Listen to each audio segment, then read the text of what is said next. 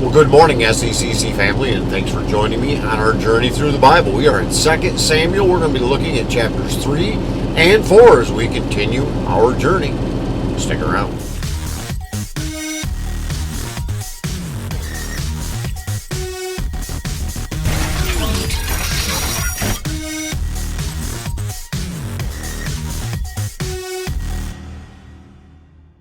Second Samuel chapter 3.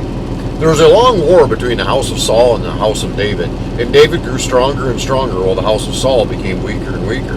And sons were born to David at Hebron. His firstborn was Amnon of Ahinoam of Jezreel, and his second Chileab of Abigail, the widow of Nabal at Carmel, and the third Absalom, the son of Maacah, the daughter of Talmi, king of Geshur, and the fourth Adonijah, the son of Haggith, and the fifth Shephatiah, son of Abitai, and the sixth Ithream of Eglah, David's wife. These were born to David in Hebron, while there was war between the house of Saul and the house of David. Abner was making himself strong in the house of Saul.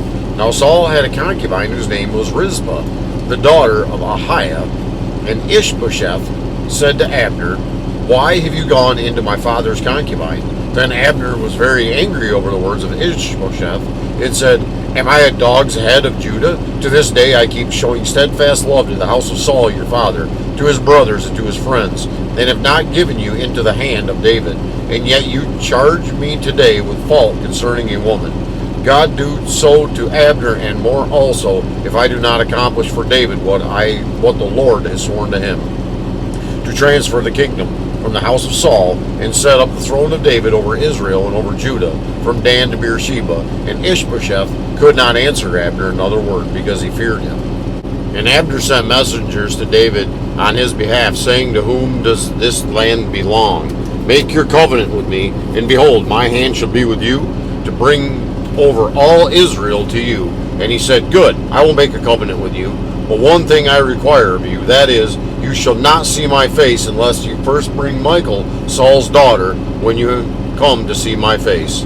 Then David sent messengers to Ishbosheth, Saul's son, saying, "Give me my wife Michal, from whom I paid the bridal price of 100 foreskins of the Philistines."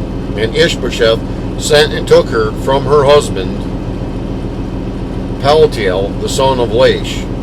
But her husband went with her, weeping after her, all the way to Bahurim. Then Abner said to him, "Go, return," and he returned.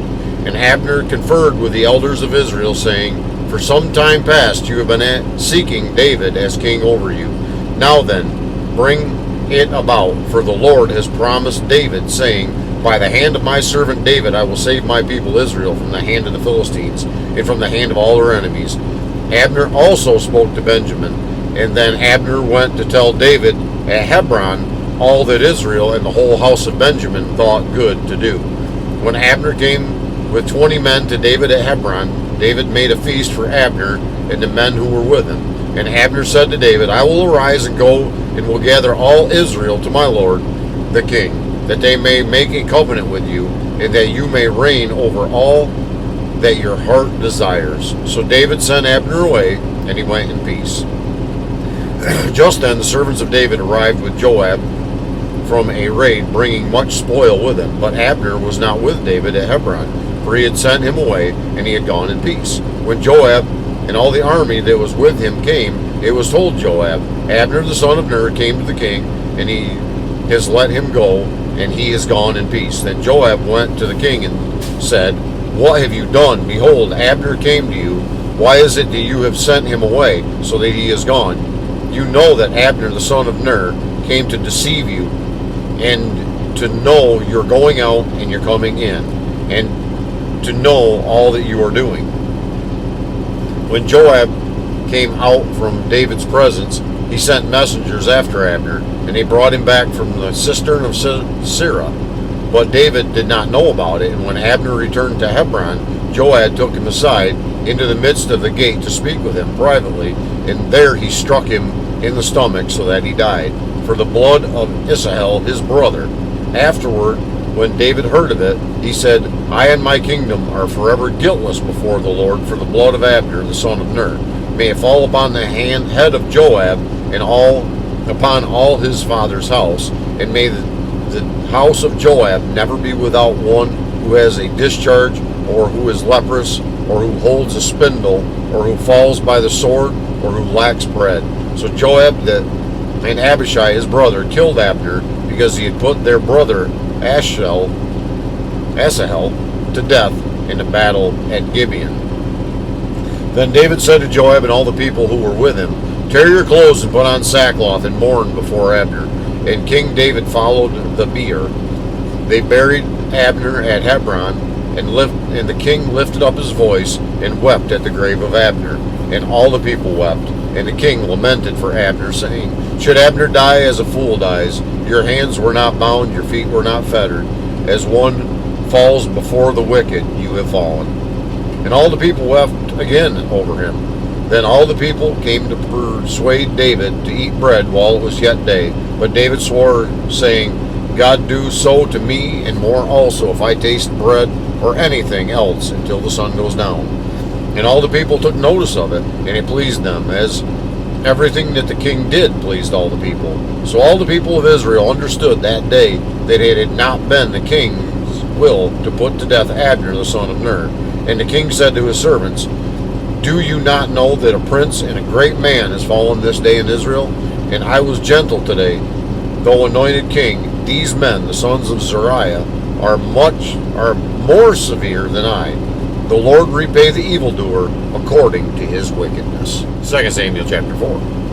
When Ishbosheth, Saul's son, heard that Abner had died at Hebron, his courage failed, and all Israel was dismayed.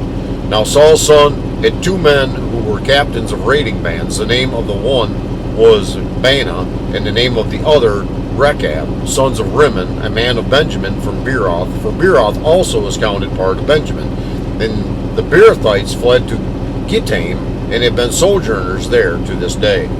Jonathan, the son of Saul, had a son who was crippled in his feet. He was 5 years old when the news about Saul and Jonathan came from Jezreel, and his nurse took him up and fled. And as she fled in her haste, he fell and became lame. And his name was Mephibosheth. I think that's it. Now the sons of Rimmon, the Beerothite, Rechab and Baanah, set out, and about the heat of the day they came to the house of Ishbosheth, as he was taking his noonday rest. And they came into the midst of the house, as if to get wheat, and they stabbed him in the stomach. Then Rechab and Baanah his brother escaped. When they came into the house, as he lay on his bed in his bedroom, they struck him and put him to death and beheaded him. They took his head and went by the way of Arabah all night, and brought the head of Ishbosheth to David at Hebron. And they said to the king, "Here is the head of Ishbosheth, the son of Saul, your enemy, who sought your life. The Lord has avenged my lord the king this day on Saul and on his offspring." But David answered Rechab and Baanah his brother, the sons of Rimmon, the Beerothite, "As the Lord lives, who has redeemed my life out of every adversary, when one told me, 'Behold, Saul is dead,' and thought he was bringing good news, I seized him and killed him at Ziklag, which was the reward I gave him for his news. How much more, when wicked men have killed a righteous man in his own house on his bed, shall I not now require his blood at your hand and destroy you from the earth?" And David commanded his young men, and they killed them, and cut off their hands and feet, and hanged them beside the pool at Hebron. But they took the head of Ishbosheth and buried it in a tomb of Abner at Hebron. It's going to conclude our reading today in 2 Samuel chapters 3 and 4. Lord willing, we will be right back here again tomorrow morning as we go a little bit farther each and every day into God's holy word. Until we get together again, I would ask that the Lord would richly bless you. Yes, you. Have a great and godly day, and I will see you